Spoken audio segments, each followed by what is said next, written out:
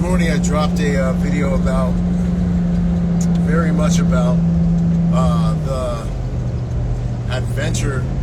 I mean, just snapshots of the adventure that's been this life that I've been able to do by the grace of God. And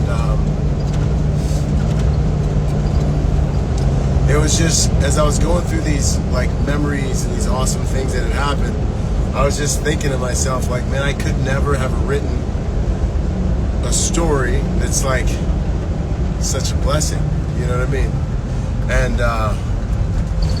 thinking back to when I started out, born in the Bahamas, in like it's technically a third world country, even though it's beautiful. As a chubby little, friend zone, fat, dyslexic kiddo, trying to figure out like how to, ever matter to anything or anyone, or have any cool experience, how to afford a car to be able to pay for, like, afford a family or whatever it is. And then I look at where I am today, owning and operating multiple companies, multiple international organizations, able to drop a private security team pretty much anywhere on the globe within 24 hours, due to the network and relationships, by the grace of God, people that trust us and work with us, and that we've had an honor to train with and all this stuff. Run one of the probably top 5 training organizations in the industry. All this stuff I could go on because God's been so good to me. I could go on for hours, but I want to get to the message, right? I mean, every little boy's dream, like appearing in like the marketing for video games and doing like tactical modeling for pretty much every one of my favorite brands. Like everything's, it's in the reel if you go back and watch it. I didn't put the Call of Duty stuff in there, but being knighted, so I say all this to say it reminds me of a reel that I watched about what a real man is, and it was by another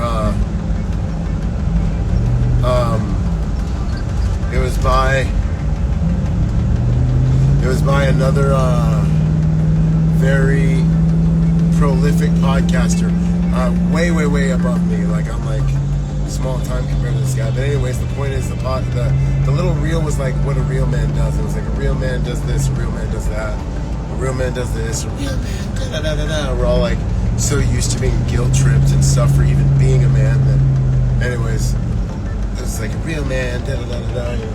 That's what we're used to hearing. But this was good. This was a good piece of content. And I remember getting through, and by the way, if you're being told what a man is or what a real man is by a woman, just remember, she's not qualified to tell you what a real man is. Just when you earn your masculinity, you become extremely aware of that. You're like, wait. I know what I had to do to get here. I love you, but you don't get to say. You haven't done those things. You don't even have it's almost an idea what it is, what it takes to be a man, let alone like a man of higher stature by the grace of God. And any standard outside of the Bible is really garbage anyways. But like, there are things you have to do in the physical to ratchet up to certain levels, and they're just not capable of that. Generally, no, just not. Because it's designed for us. There are things that they're designed for that are for them. Anyways, so it's like trying to compare day to night. It's dumb. Daytime doesn't get to tell nighttime. Nighttime doesn't get to tell daytime. So anyways, the whole like piece of content was around like, a real man does this, a real man does that. And I was like, Father, and I remember God, like he says he'll bring you into wisdom, and I'd be talking. We'd be talking, man. We'd be talking. You could be talking with the great I am. You know what I'm saying? And that's so much of what I'm here to do, is help people see how that relationship works in flight, in reality, right? Everything that comes out of my life will be as a result of the grace of God. I only want in my life what God has for me. Anything that enters my life that he hasn't foreordained or predestined, first of all, nothing gets in there like that, but hell can send things into your life that also look like blessings as well. And so walking with him is a dance of determining where where things are coming from, and the higher you step up in your calling, the more distractions and the more curses, really, Satan will send to you that look like blessings, but they're really curses. I would just call them curses, but so everyone can understand, I'd say sometimes the dark side will send you blessings, curses that look like blessings.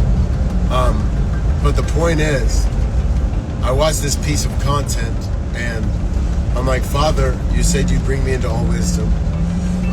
You give me wisdom liberally. I'm asking you, what's a real man? Like, let's answer the question, Father. I'll run this thing to the end zone. I'll tell everybody about it. Before I can even finish, I'm just like, Father, what's a real man? You said you'd give me all the secrets, you know?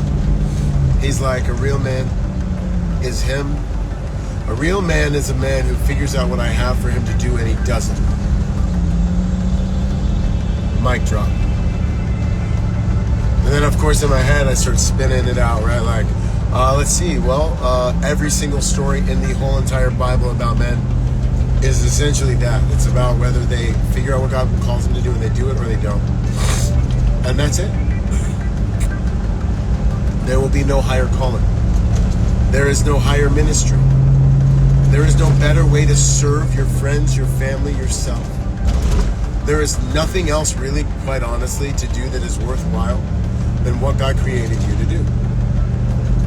If you take the apple seed and you put it in the mission of something else, it doesn't manifest its destiny because that's something else's mission. You take the apple seed and you try to use it in your airsoft gun. Misuse, abuse, elimination due to not knowing the purpose of the thing. This is what most of your lives look like. This is what I hear when you open your mouths and you start talking about what you don't know about yourself. And you allow this place, the system of the world, to place an identity on you that doesn't come from the manufacturer of you. It doesn't come from the throne room of the Father. We don't know who we are because we don't know whose we are. And that's how most people live their life. And so they misuse, abuse, they get misused and abused. They even misuse and abuse themselves. And then elimination is inevitable, right? Like, most of the things you throw away in your house are things that have been expended or things you don't know the purpose of. Anyway, so I wanted to say all that to you today. Just to say that, like, one, I don't show you guys those things to boast. That last post that I posted this morning, I show you those things to show you how good God is. But even honestly, on a deeper level, really real, the real, the T as the ladies call it, the real is, I want to show you what God can do with an imperfect, like, flawed.